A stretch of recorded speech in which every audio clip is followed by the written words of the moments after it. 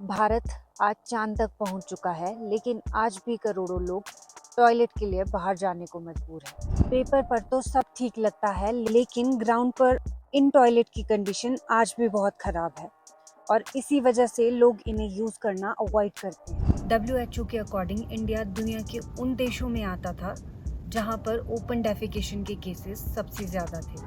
2014 से पहले 60 करोड़ से ज़्यादा लोगों के पास बेसिक टॉयलेट फैसिलिटीज़ नहीं थी।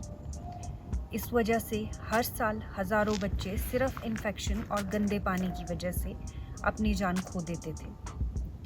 2014 में स्वच्छ भारत मिशन लॉन्च हुआ, जिसमें गवर्नमेंट ने 100 मिलियन पब्लिक टॉयलेट्स बनाने का वादा किया। टॉयलेट्स बने भी, लेकिन बनने के बाद उनको मेंटेन करना भी ज़रूरी है। कई शहरों और गांवों में टॉयलेट्स हैं तो ज़रूर, लेकिन वहाँ पानी नहीं है, सफाई नहीं है, ना ही प्रॉपर ड्रेनेज सिस्टम है।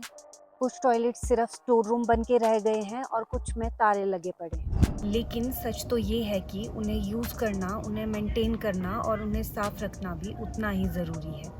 आपको ये जानकर बहुत हैरानी होगी कि इंडिया की कैपिटल दिल्ली में आज भी कई ऐसे एरियाज हैं जहाँ पर लोगों के घरों में टॉयलेट्स नहीं है। इस वजह से लोग पब्लिक टॉयलेट्स पर डिपेंड रहते हैं। कई जगहों पर एक ही टॉयलेट 50 से 60 फैमिलीज यूज़ करती हैं।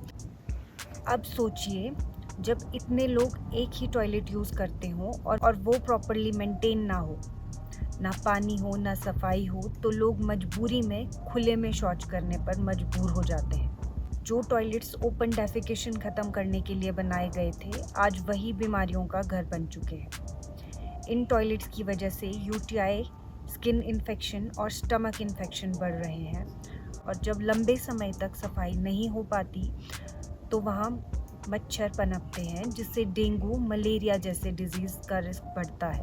और ये सिर्फ सैनिटेशन की बात नहीं है, ये वुमेन सेफ्टी की भी बात है। सुबह के अंधेरे में या रात के वक्त बाहर जाना, ये सिर्फ हेल्थ का ही खतरा नहीं, ये पर्सनल सेफ्टी का भी सवाल है और इसका सबसे ज़्यादा असर औरतों, बच्चियों और बुज़ुर्गों पर पड़ता है। इसके लिए सिर्फ गवर्नमेंट को दोष देना काफ़ी नहीं है। गवर्नमेंट को वाटर सप्लाई, मेंटेनेंस और मॉनिटरिंग इंश्योर करनी होगी, लेकिन इसके लिए हम लोग भी जिम्मेदार हैं। पब्लिक टॉयलेट्स यूज से नहीं, मिसयूज से ख़राब होते हैं। पब्लिक टॉयलेट्स में प्लास्टिक या कपड़े डाल देना, जिसकी वजह से ड्रेनेज ब्लॉक हो जाती है, टैप्स तोड़ देना, नल का खुला छोड़ देना, गुटखा या च्युइंगम कहीं भी थूक देना। सफाई तभी पॉसिबल है जब हम अपनी जिम्मेदारी समझें और अपना बिहेवियर बदलें। हम इंडिया के टॉयलेट्स को जापान से कंपेयर करते हैं, लेकिन वहाँ सफाई सिर्फ सिस्टम से नहीं होती, लोगों के बिहेवियर से होती है। हम कितने भी अच्छे टॉयलेट्स बना लें, जब तक हम पब्लिक प्रॉपर्टी के लिए अपनी सोच नहीं बदलते, तब तक कुछ नहीं बदलेगा। सफाई इंफ्रास्ट्रक्चर से नहीं, सोच से आती है।